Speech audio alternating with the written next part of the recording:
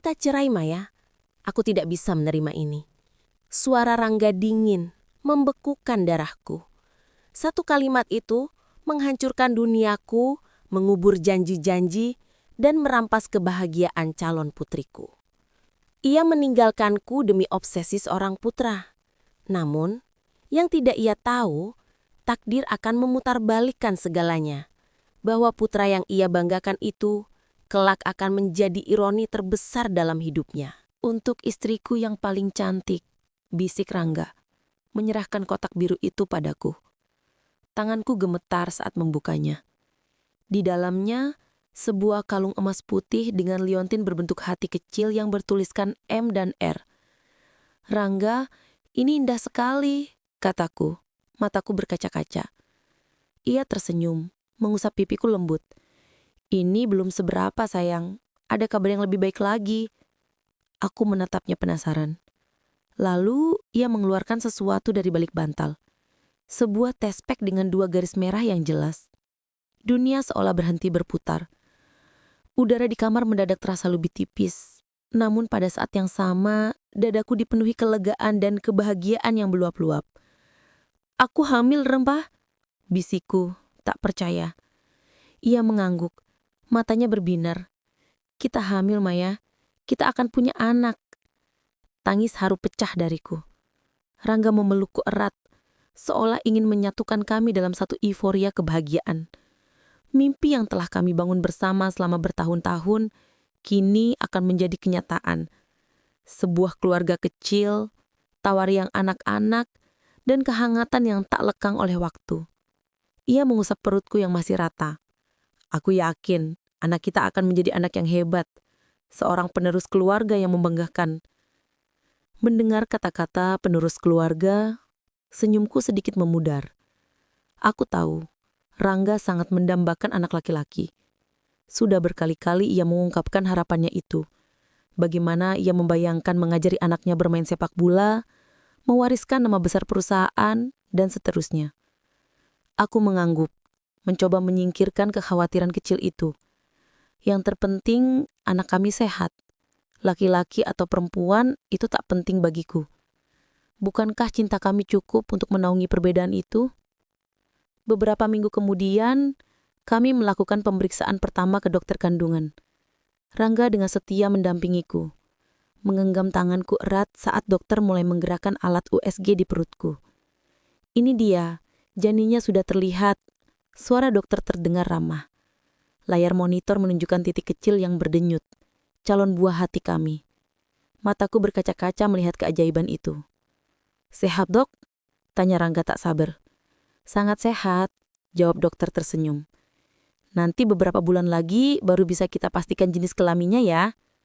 Rangga mengangguk, namun aku bisa melihat sedikit kekecewaan di matanya. Seolah ia berharap bisa mengetahui jenis kelaminnya sekarang juga. Ia meraih tanganku dan menciumnya. Tidak apa-apa, sayang, yang penting dia sehat. Aku sudah tidak sabar menunggu dia lahir. Kata-katanya menenangkanku. Mungkin kekhawatiranku berlebihan. Cinta Rangga pasti lebih besar dari sekedar jenis kelamin. Aku tersenyum, membayangkan masa depan kami yang cerah, dipenuhi tawa dan kebahagiaan. Bulan-bulan kehamilan berjalan dengan kebahagiaan yang melimpah, setidaknya di permukaannya. Rangga semakin protektif dan perhatian. Ia memastikan aku selalu makan makanan bergizi, mengantarku ke setiap pemeriksaan, bahkan terkadang memijat kakiku yang membengkak. Setiap malam, ia akan berbicara pada perutku, membacakan dongeng, atau sekadar berbisik tentang harapannya. Cepatlah besar, nak. Ayah sudah tidak sabar menemanimu bermain bola. Atau, semoga kau mewarisi kecerdasan ibumu dan ketampanan ayahmu. Aku selalu tersenyum mendengarnya. Namun, bisikan tentang bermain bola itu selalu menghadirkan sedikit cemas di hatiku. Pada bulan kelima, saatnya tiba untuk pemeriksaan yang paling kami tunggu-tunggu. Mengetahui jenis kelamin calon buah hati kami. Pagi itu, Rangga terlihat sangat bersemangat. Ia bahkan memilihkan baju terbaik untukku, memastikan penampilanku sempurna. Ini hari besar kita, Maya, ucapnya mencium keningku. Aku sudah tidak sabar melihat wajah calon jagoan kita. Aku hanya tersenyum tipis. Entah mengapa, ada firasat aneh yang merayapi hatiku. Seperti kabut tipis yang mencoba menghalangi cahaya matahari. Aku mencoba mengabaikannya, berusaha tetap positif. Laki-laki atau perempuan, aku akan tetap mencintai anakku sepenuh hati. Pada ruang periksa, suasana tegang terasa. Rangga menggenggam tanganku erat. Matanya tak lepas dari layar monitor. Dokter menggerakkan alat USG, menjelaskan setiap organ yang terlihat. Aku melihat Rangga tersenyum, seolah ia sudah bisa melihat masa depan. Nah, sepertinya kita bisa melihat jenis kelaminnya sekarang, kata dokter memperbesar gambar di layar. Jantungku berdebar semakin kencang. Aku menahan nafas. Rangga juga tampak menanti dengan tegang. Dokter tersenyum. Selamat ya Bu Maya, Pak Rangga. Bayinya perempuan. Seketika dunia seolah berhenti. Senyum di wajah Rangga perlahan memudar, tergantikan dengan ekspresi kosong, bahkan mungkin sedikit terkejut. Genggaman tangannya mengendur. Aku merasakan hawa dingin menjalari tubuhku. Bukan karena AC ruangan, melainkan karena perubahan mendadak pada Rangga. Perempuan? Suara Rangga tercekat. Apa dokter yakin? Dokter mengangguk dengan ramah. Sangat yakin, Pak. Organ intimnya jelas terlihat. Putri yang cantik saya yakin. Aku mencoba menggenggam tangan Rangga lagi. Tapi ia menarik tangannya seolah tersengat listrik. Wajahnya mengeras. Tatapannya beralih dari layar ke arahku. Namun seolah menembusku. Aku merasakan mataku mulai memanas. Aku tahu, inilah awal dari retakan yang tak bisa diperbaiki. Sepanjang perjalanan pulang, mobil kami diselimuti keheningan yang memekakkan telinga. Rangga hanya diam, pandangannya lurus ke depan. Aku mencoba memulai percakapan, mencoba meraih tangannya. Tapi ia terus menghindar. Air mata yang sudah lama kutahan akhirnya tumpah membasahi pipiku. Ada rasa takut yang luar biasa menguasai diriku.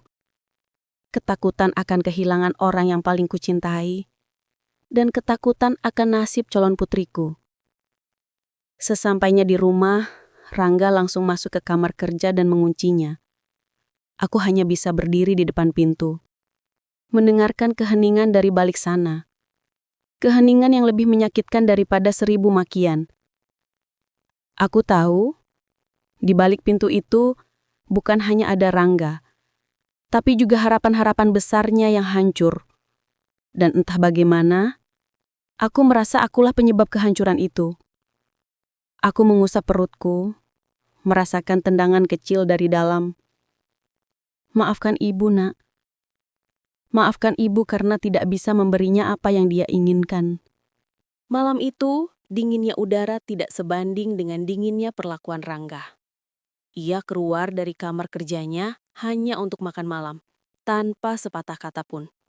Meja makan yang biasanya penuh tawa dan cerita ringan, kini diselimuti keheningan yang mencekam.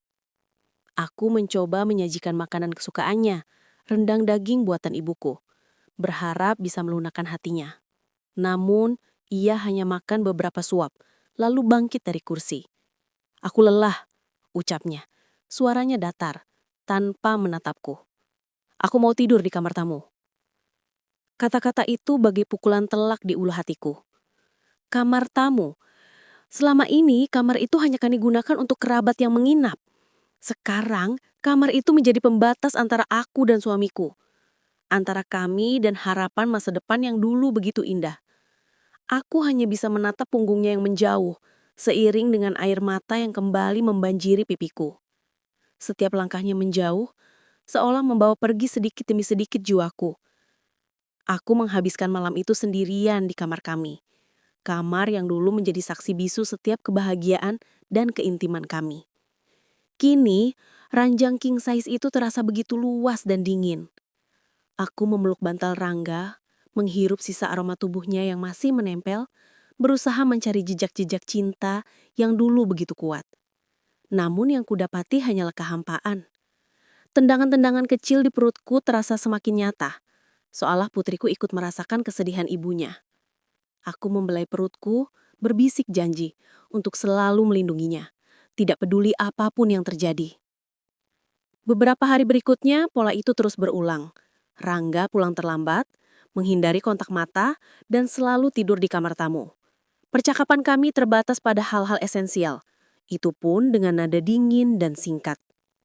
Aku mencoba mengajaknya bicara, menjelaskan bahwa jenis kelamin tidaklah penting, bahwa yang terpenting adalah anak kita sehat. Rangga, aku memohon. Suatu sore saat ia hendak pergi lagi. Kenapa kau jadi seperti ini? Apa kau tidak peduli lagi denganku, dengan anak kita? Ia berbalik, menatapku dengan mata lelah. Kau tidak mengerti, Maya. Kau tidak pernah mengerti. Ini bukan hanya tentang diriku, ini tentang warisan, tentang nama keluarga yang harus dilanjutkan. Anak laki-laki adalah segalanya bagi ayahku, bagi kakekku. Aku harus memiliki seorang putra. Tapi kita bisa mengurusnya bersama-sama, kataku. Air mataku kembali menetes. Kita bisa mendidik anak perempuan kita menjadi seseorang yang kuat, yang bisa membanggakan keluarga. Ia bisa mewarisi perusahaanmu, Rangga. Rangga menggelengkan kepala. Itu tidak sama, Maya. Tidak akan pernah sama. Lalu ia pergi, meninggalkan aku dalam lautan kesedihan. Setiap hari yang berlalu, harapan dalam diriku semakin menipis. Aku mulai merasa sendirian di tengah keramaian. Kehadiran Rangga di rumah ini hanya seperti bayangan, tanpa substansi, tanpa kehangatan. Aku mulai kehilangan berat badan, meskipun berusaha keras makan demi bayiku. Tidurku tak tenang, selalu terbayang tatapan dingin Rangga. Lingkaran hitam di bawah mataku semakin jelas, mencerminkan penderitaan batinku. Aku merasa seperti bunga yang layu, perlahan-lahan menghilangkan warnanya, seiring dengan memudarnya cinta Rangga. Apakah ini akhir dari segalanya? Puncaknya tiba pada suatu malam, saat usia kandunganku memasuki bulan ke-6. Aku baru saja selesai menyiapkan makan malam, berharap bisa makan bersama Rangga seperti dulu. Namun, ia pulang dengan wajah yang lebih muram dari biasanya. Matanya merah, dan aku mencium samar bau alkohol dari tubuhnya. "Rangga, kau minum?" tanyaku pelan, berusaha menahan kekecewaan. Ia tidak menjawab, malah langsung duduk di sofa ruang tamu, memijit pelipisnya. Aku menghampirinya, mencoba menyentuh bahunya, tapi ia menepis tanganku. "Jangan sentuh aku," ucapnya dingin. Aku mundur, hatiku berdenyut sakit. "Rangga, ada apa? Bisakah kita bicara baik-baik? Apa yang sebenarnya terjadi padamu?"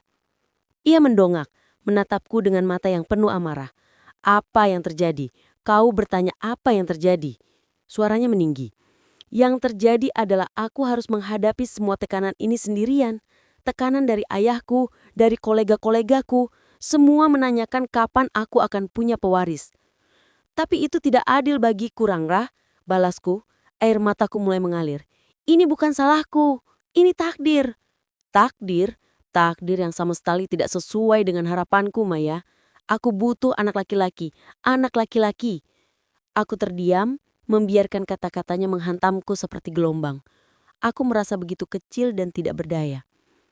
Putriku dalam kandunganku tiba-tiba menendang, seolah ikut merasakan pergolakan batin yang dahsyat ini.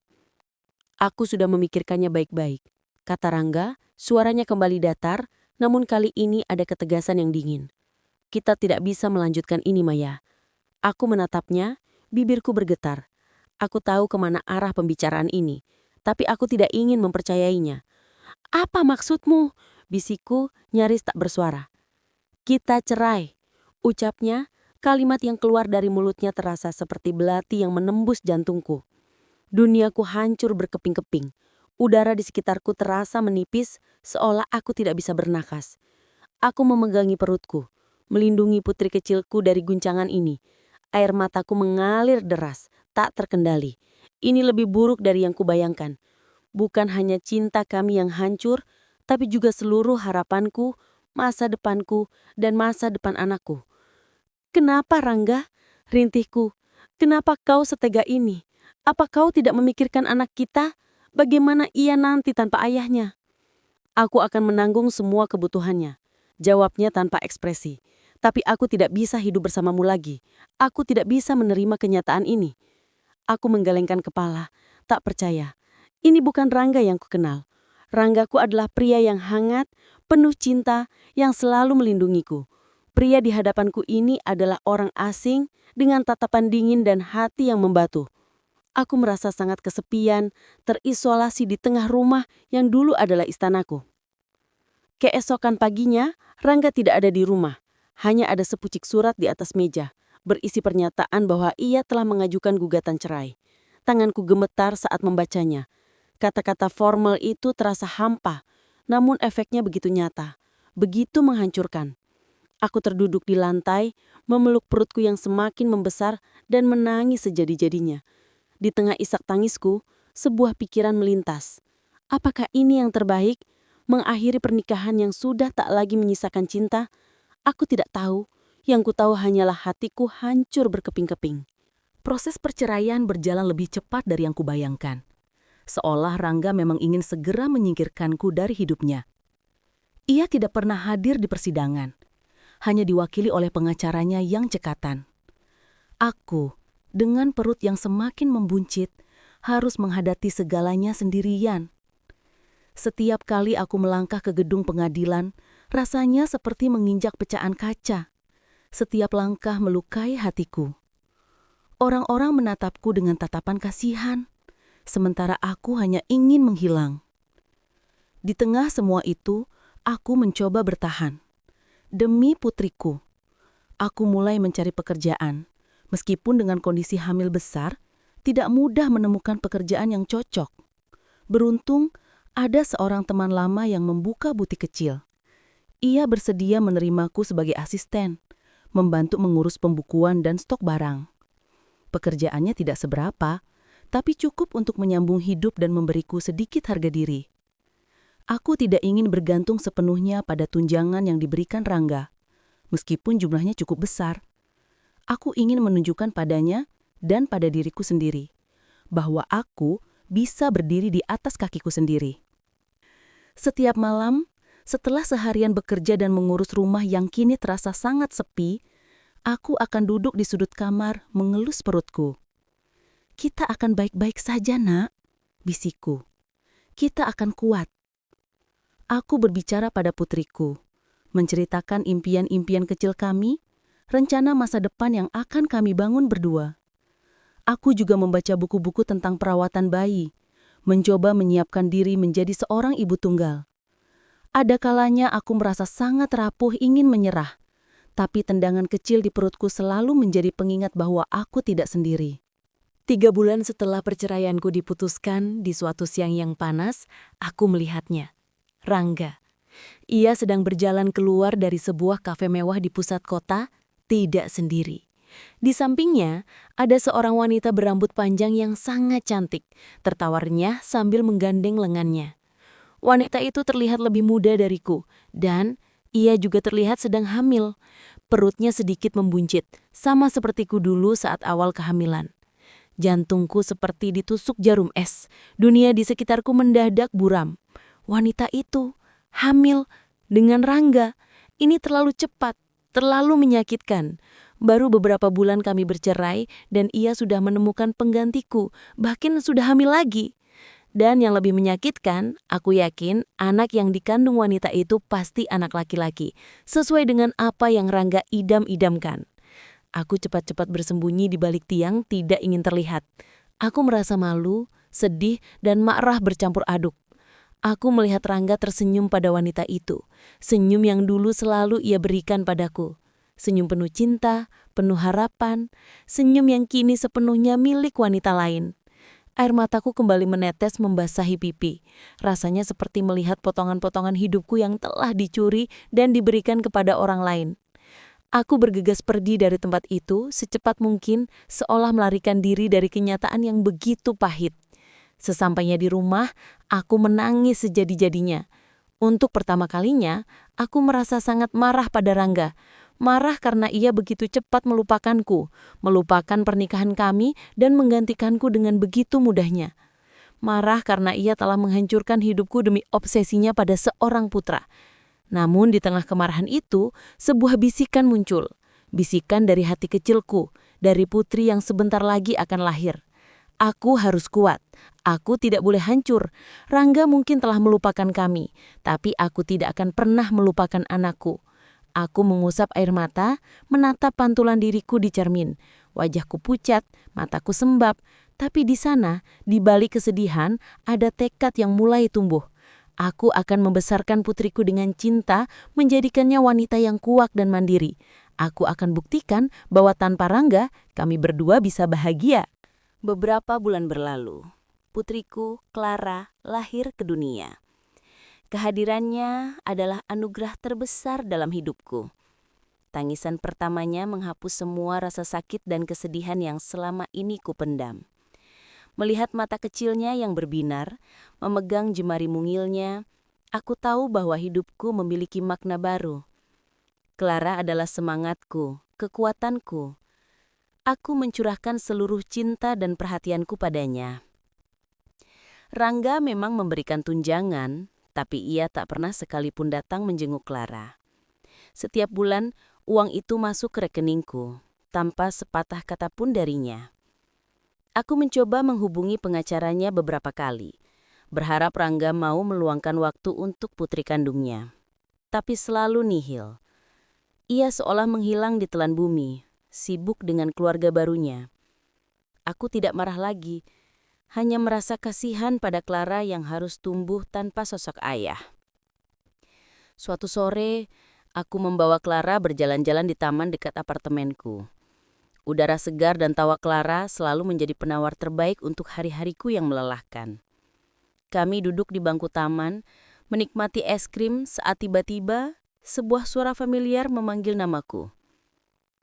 Maya? Aku menoleh dan jantungku berdegup kencang. Di hadapanku berdiri Rangga. Di sampingnya wanita itu. Dan di gendongannya seorang bayi laki-laki yang montok dan menggemaskan. Rangga terlihat sedikit terkejut melihatku, namun segera menguasai diri. Wanita di sampingnya menatapku dengan tatapan penasaran, seolah mencoba mengingat-ingat siapa aku. Rangga, sapaku datar, berusaha mengendalikan emosiku. Bagaimana kabarmu? Baik, jawabnya singkat. Pandangannya beralih pada Clara yang digendonganku.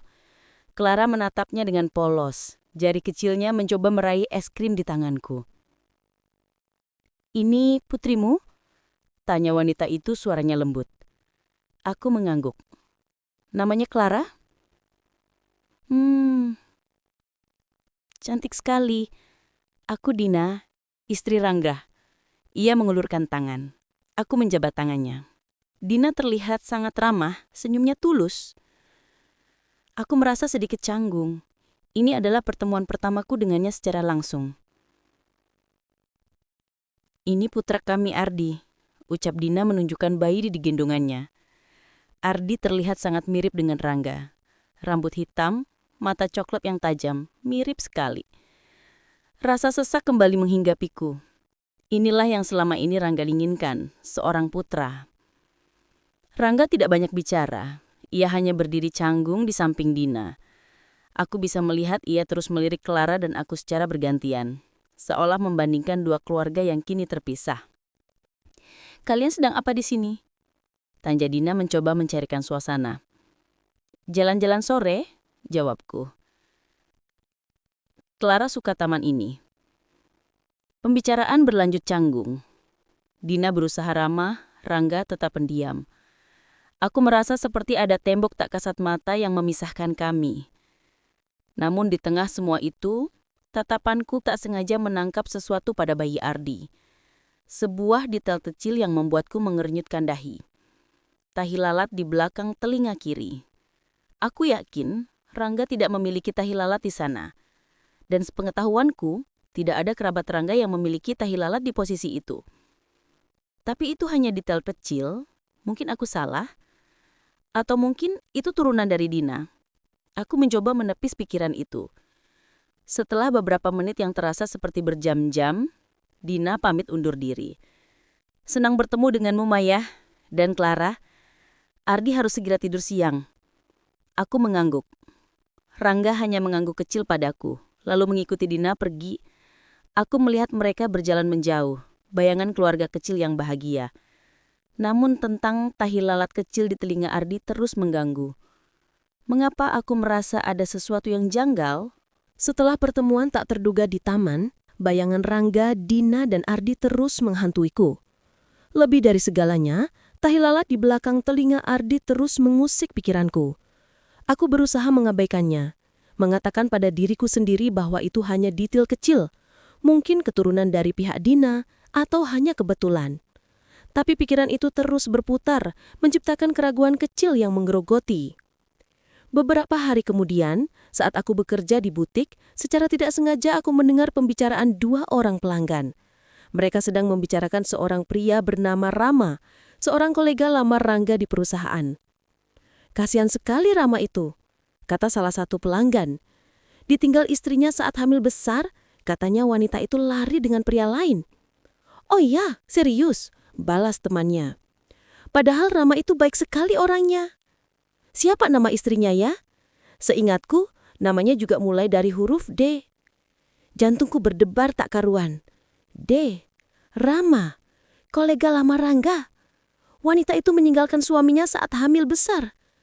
Apakah ini kebetulan? Aku mencoba tidak memikirkannya, tapi percakapan itu seolah melekat di benakku. Malam itu, setelah Clara tertidur pulas, aku membuka laptop. Tangan dan pikiranku terasa seperti digerakkan secara otomatis. Aku mencari nama Rama di media sosial. Tidak mudah menemukan profilnya. Pria itu terlihat ramah. Senyumnya tulus dan fotonya banyak diambil bersama Rangga di berbagai acara kantor. Aku juga menemukan foto pernikahannya. Di foto itu, Rama tersenyum bahagia bersama istrinya, Dina. Dunia seolah runtuh untuk kedua kalinya. Dina, istri Rangga saat ini, mantan istri Rama. Dan dulu ia meninggalkan Rama saat hamil besar. Rasa dingin menjalar ke seluruh tubuhku. Ini bukan kebetulan. Aku melihat kembali foto Ardi dalam ingatanku, membandingkannya dengan Rama. Ada kemiripan samar, struktur jahang, bentuk mata. Semakin aku memikirkannya, semakin banyak teka-teki yang muncul. Jadi, Dina meninggalkan suaminya, Rama, saat hamil besar, lalu menikah dengan Rangga tak lama setelah perceraianku. Dan Rangga sangat mendambakan anak laki-laki. Mungkinkah anak yang dikandung Dina bukanlah anak kandung Rangga? Mungkinkah Dina menggunakan kehamilannya untuk memikat Rangga, pria yang sangat menginginkan seorang putra? Pikiran itu begitu liar, begitu mengejutkan. Tapi di sisi lain, sangat masuk akal. Semua kepingan puzzle mulai bersatu. Kecepatan pernikahan mereka, keputusan Rangga yang terburu-buru menceraikanku, dan kini kemiripan Ardi dengan Rama, bukan dengan Rangga. Dan tahi lalat di belakang telinga Ardi, aku yakin Rama memilikinya. Aku pernah melihatnya samar-samar di beberapa foto Rangga dan Rama yang lebih lama. Aku merasa mual. Dada terasa sesak. Jika dugaanku benar, Rangga telah ditipu mentah-mentah. Ia meninggalkan aku dan putri kandungnya demi seorang putra yang ternyata bukan darah dagingnya. Ironi ini terlalu pahit untuk ditelan. Aku menatap Clara yang terlelap pulas. Putriku, yang Rangga tinggalkan karena ia seorang perempuan, kini memiliki seorang saudara tiri yang ternyata bukan saudara tiri sama sekali. Rasa marah, iba, dan bingung bercampur aduk. Apa yang harus kulakukan dengan informasi ini? Haruskah aku memberitahu Rangga? Akankah ia percaya padaku? Atau justru menganggapku hanya ingin membalas dendam? Aku tahu ini bisa menjadi bom waktu yang akan meledakkan segalanya. Pikiran tentang Ardi dan kemungkinan bahwa ia bukan putra kandung Rangga terus menghantuiku siang dan malam. Bukti-bukti tak langsung itu menumpuk di benakku. Cerita dari pelanggan, foto pernikahan Rama dan Dina, dan terutama tahi lalat di belakang telinga Ardi yang kini aku yakin dimiliki oleh Rama. Setiap kali aku memejamkan mata, bayangan Rangga yang tersenyum bahagia sambil menggendong Ardi muncul, disusul dengan bayangan wajahnya yang dingin saat menceraikanku. Aku merasakan dilema yang luar biasa. Haruskah aku memberitahu Rangga? Di satu sisi, ia telah menyakitiku dengan begitu dalam. Ia menceraikanku saat aku hamil, hanya karena aku mengandung anak perempuan. Ia menelantarkan putri kandungnya demi obsesi akan seorang pewaris laki-laki. Membiarkannya hidup dalam kebohongan ini mungkin adalah karma yang setimpal. Namun di sisi lain, ada rasa kasihan. Rangga mungkin keras kepala dan egois, tapi ia juga adalah korban penipuan. Jika dugaanku benar, ia telah dimanfaatkan oleh Dina. Dan yang terpenting, ada Ardi. Anak itu tidak bersalah. Ia berhak tahu siapa ayah kandungnya. Meskipun fakta itu akan menghancurkan keluarga yang ia kenal. Aku menghabiskan hari-hari berikutnya dalam kegelisahan. Setiap kali aku melihat Clara tertawa riang, hatiku semakin berat. Aku ingin keadilan bukan hanya untuk diriku dan Clara, tapi juga untuk kebenaran. Aku tahu bahwa mengungkap kebenaran ini akan memicu badai besar, tidak hanya dalam kehidupan Rangga, tapi juga dalam kehidupanku sendiri. Aku mungkin akan dituduh mencari masalah, mencoba menghancurkan kebahagiaan orang lain. Tapi bagaimana aku bisa diam saja? Aku mencoba mencari informasi lebih lanjut tentang Rama. Aku bertanya pada teman lama kami yang masih bekerja di perusahaan Rangga. Melalui percakapan biasa, aku berhasil memancing cerita tentang Rama. Aku mengetahui bahwa Rama adalah pria yang baik, sangat mencintai istrinya, dan merasa sangat terpukul saat ditinggalkan. Ia bahkan sempat depresi setelah kepergian Dina. Informasi ini semakin memperkuat dugaanku. Suatu sore, aku memutuskan untuk menemui Rama. Aku mencari alamatnya melalui teman kami. Setelah ragu-ragu selama beberapa jam, aku berdiri di depan pintu rumahnya. Tanganku gemetar saat menekan pintu. Aku tidak tahu harus berkata apa, bagaimana memulainya. Apakah aku melakukan hal yang benar? Pintu terbuka. Sosok Rama muncul. Wajahnya terlihat lebih tua dan lelah dari yang kuingat. Ia menatapku dengan heran. "Maya, ada apa?" tanyanya, suaranya sedikit terkejut. Aku menarik napas dalam-dalam, mencoba menguatkan diri. "Rama, ada sesuatu yang harus kubicarakan denganmu. Ini tentang Dina dan anakmu." Rama menatapku dengan tatapan kosong. Matanya memancarkan kesedihan yang mendalam. Aku tahu, ini adalah awal dari badai yang sesungguhnya. Aku tidak tahu apakah aku akan menyesalinya, tapi aku harus melakukan ini. Untuk kebenaran, untuk Clara, dan mungkin untuk Rangga juga. Rama mengajakku masuk. Kami duduk di ruang tamu yang terasa dingin dan sepi. Aku menceritakan semua dugaanku. Mulai dari tai lalat Ardi, cerita yang kudengar di butik, hingga penemuan foto pernikahannya dengan Dina. Rama mendengarkan dengan seksama. Ekspresi wajahnya berubah dari terkejut, marah, hingga akhirnya putus asa. "Jadi, kau pikir Ardi anakku?" bisiknya. Suaranya bergetar. Aku mengangguk. "Aku yakin itu Rama. Dina meninggalkanmu saat hamil besar, dan tak lama kemudian ia menikah dengan Rangga. Rangga sangat menginginkan anak laki-laki. Semua ini terlalu kebetulan." Rama memejamkan mata. Tangannya mengepal erat. "Aku harus membuktikannya. Aku tidak bisa membiarkan ini." Ia memutuskan untuk melakukan tes DNA secara diam-diam. Proses itu penuh ketegangan. Beberapa minggu kemudian, hasilnya keluar. Rama membuka amplop itu dengan tangan gemetar. Ia membaca isinya, lalu menatapku dengan mata berkaca-kaca. "Kau benar, Maya," ucapnya, suaranya parau. Ardi adalah anakku." Air mata Rama tumpah. Air mata yang bercampur antara kesedihan, kemarahan, dan kelegaan. Ia memelukku berkali-kali berterima kasih. Aku juga merasa lega. Lega bahwa dugaanku terbukti benar. Lega bahwa kebenaran akhirnya terkuak. Namun, ini baru permulaan. Langkah selanjutnya adalah memberitahu Rangga. Kami berdua, Rama dan aku, menemui Rangga. Aku memberanikan diri untuk mengatakannya langsung pada Rangga didukung oleh Rama yang membawa hasil tes DNA.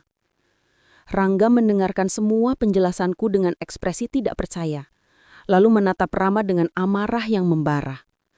Ia mengira kami bekerja sama untuk menjatuhkannya. "Kalian gila. Kalian pasti bersekongkol untuk menghancurkan rumah tanggaku." Ini buktinya Rangga, kata Rama, menyodorkan hasil tes DNA. Bacalah. Rangga meraih kertas itu dengan kasar. Matanya memindai tulisan di sana. Perlahan, wajahnya memucat. Ia membaca berulang kali seolah tak percaya dengan apa yang tertera. Tangannya gemetar, dan kertas itu jatuh dari genggamannya. Ia terduduk lemas di sofa seolah semua kekuatannya telah direnggut. Tidak mungkin, bisiknya. Suaranya hampir tak terdengar. Ini tidak mungkin. Dina yang selama ini berada di kamar mendengar keributan dan muncul. Wajahnya seketika berubah pucat saat melihat Rama dan Rangga yang syok. Ia tahu, semua kebohongannya akan terbongkar. Rangga menatap Dina. Tatapan matanya penuh luka dan pengkhianatan. Ia tidak bisa berkata-kata. Dunia Rangga yang ia bangun di atas kebohongan kini runtuh berkeping-keping. Impiannya tentang pewaris laki-laki dari darah dagingnya sendiri ternyata hanya ilusi semata. Aku menatap Rangga. Ada rasa iba di hatiku melihat pria yang dulu begitu kucintai kini hancur lebur. Tapi juga ada rasa kelegaan. Kelegaan bahwa kebenaran akhirnya menang. Clara, putriku, akan tumbuh besar dengan kebenaran, tanpa bayangan kebohongan yang memilukan. Aku tidak tahu apa yang akan terjadi selanjutnya pada Rangga dan Dina. Tapi aku tahu, ini adalah akhir dari satu babak dan awal dari babak baru dalam hidupku. Aku dan Clara akan melangkah maju lebih kuat dari sebelumnya.